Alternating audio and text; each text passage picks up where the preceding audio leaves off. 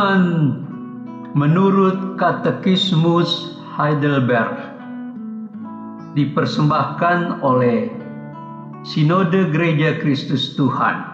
Pertanyaan ke-24.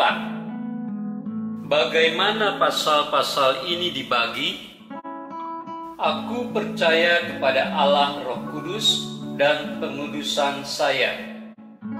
Bandingkan Yohanes 16 ayat 5 sampai 11. Hari ke-50.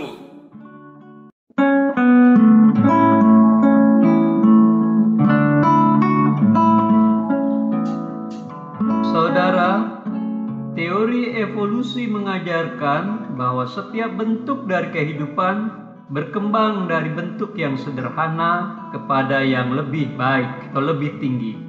Manusia berkembang dari kera. Meskipun demikian, tidak seorang pun pernah melihat bentuk dari tahap-tahap ini.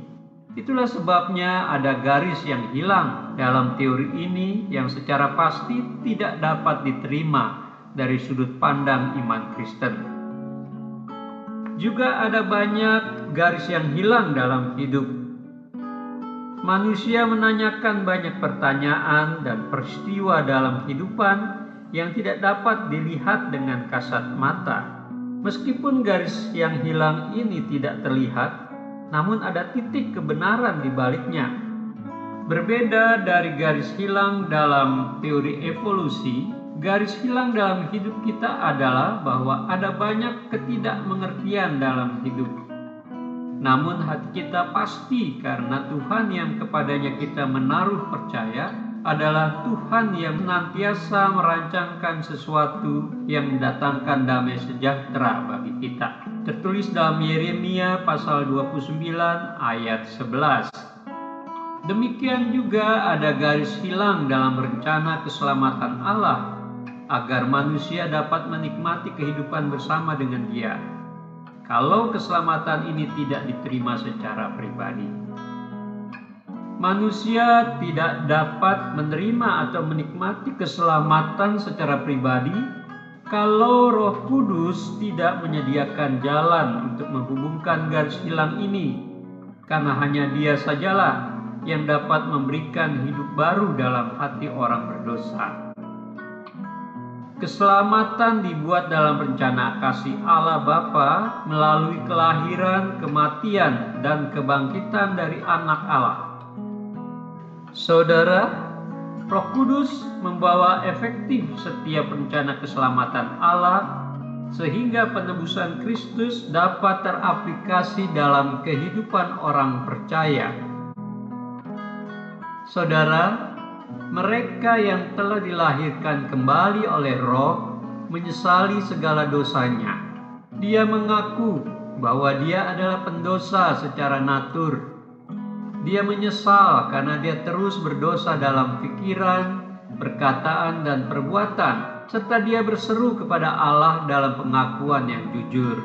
Seperti anak yang hilang kembali kepada bapaknya, demikian juga setiap orang Kristen yang dilahirkan kembali, dia akan segera bertelut di hadapan Penciptanya dan mengaku, "Bapa, aku telah berdosa terhadap surga dan terhadap Bapa. Aku tidak layak lagi disebut anak Bapa." Tertulis dalam Lukas pasal 15 ayat 21. Saudara, selanjutnya dia berjuang dalam kehidupannya untuk hidup bertobat sesuai dengan pengakuannya.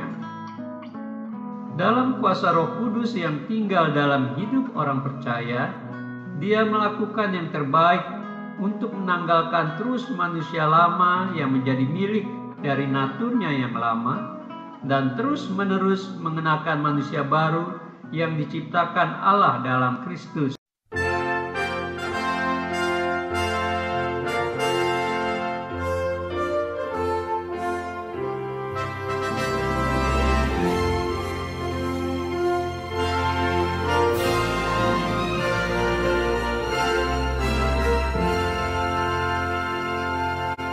Selamat di tangan Yesus, aman pelukannya.